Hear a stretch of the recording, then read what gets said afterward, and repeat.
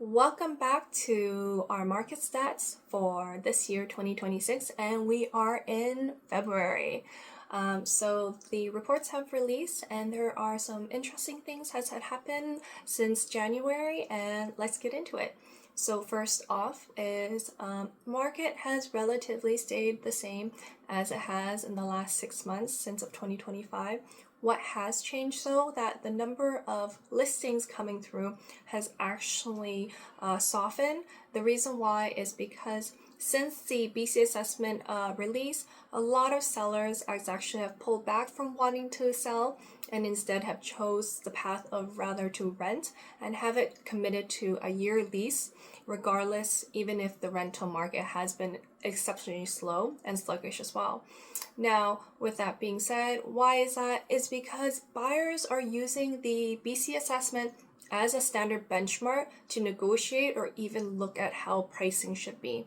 Now, these prices are being reflected from 2025 years pricings market. So this is also the reason why we are seeing a lot more of a softer market, where you see this mainly in the Vancouver or the Greater Vancouver region.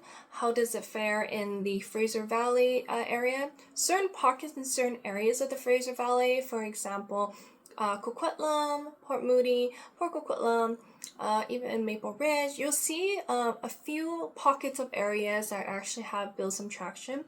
Some in townhouses, less so in detaches, but one certain areas you'll probably see is still a very hard market. We're probably in the areas of Richmond or even Surrey, because there is a lot of options being flooded in that area. So there is that issues where I've noticed pricing is so competitive that an inventory or products are relatively same.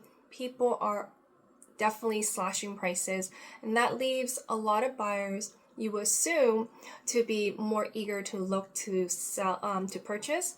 But actually, I really think it's the opposite effect, a polarized effect, whereas when you keep slashing prices, they think, is there something wrong with the product? Is there something wrong with the homes? So I would like to actually provide more of an insight when the time comes. If people are interested in this kind of insight, let me know. But this is all I have for now. I would mention in regards that we will have another interest rate announcement.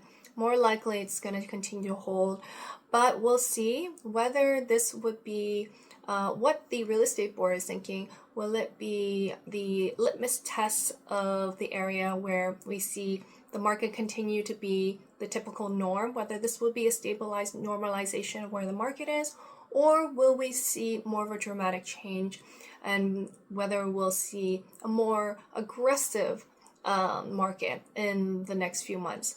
We will see in what happens, and I will keep you guys posted. Bye.